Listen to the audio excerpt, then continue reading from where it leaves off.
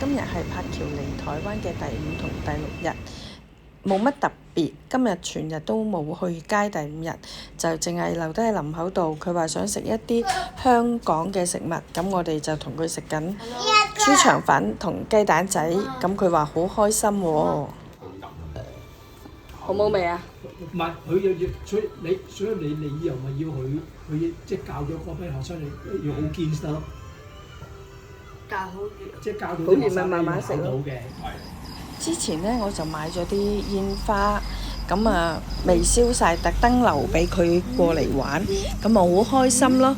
姨丈同阿姨呢，就帶住佢同埋表弟呢，就落去係咁燒，係咁燒，燒咗10幾20支呢啲叫做仙女棒嘅煙火，咁好開心玩得。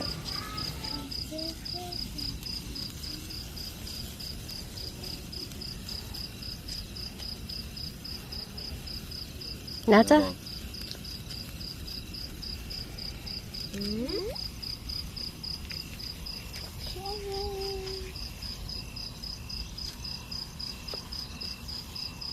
对着妈妈，耶。你在放不稳，妈一大堆。小心小心，不要动，稍微给个风。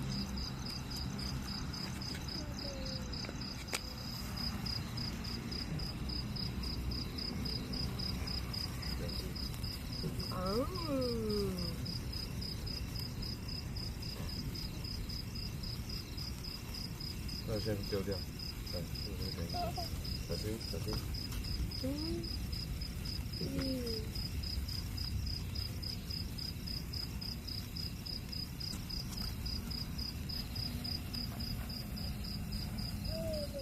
第5日同表弟好開心咁喺公園度玩完煙花就過咗一晚啦，然之後就返屋企瞓覺，咁第5日就完結啦。第6日呢，佢就話要去西門町行街，咁我就同佢去西門町咯。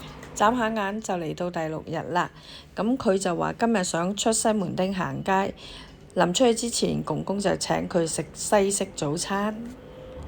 我哋而家去邊啊？先去邊啊？先去邊啊？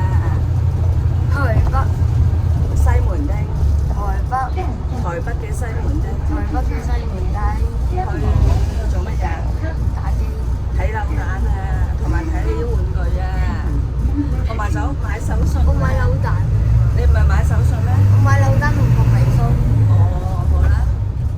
一去到台北車站，柏喬就認得呢2棟建築物，佢話要再一次喺度影相，同舊年嘅相對比一下。然後我哋就向西門町嗰邊出發，繼續行啦。已經變成一個年青人嘅住飯大師。問佢去唔去郊外郊遊，佢話唔去。佢話嚟呢啲地方就已經好滿足啦。最緊要就梗係要加多杯 Coco 嘅百香果香腸泡才可以啦。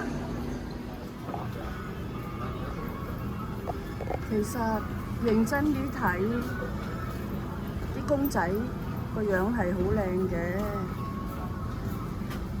不過可惜我已經過咗沉迷呢啲嘅年代咯。睇下幾靚，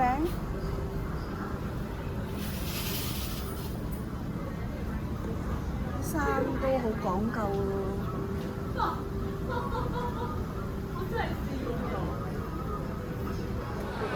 眨下眼已經係13月底，我哋仲要趕去南園市場買台灣粽返香港。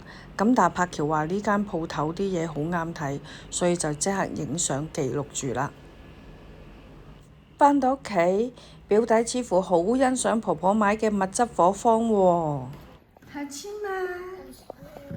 好吃啊！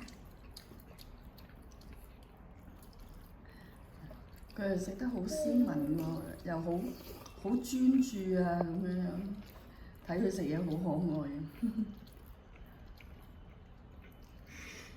係咪啊？好唔好食啊？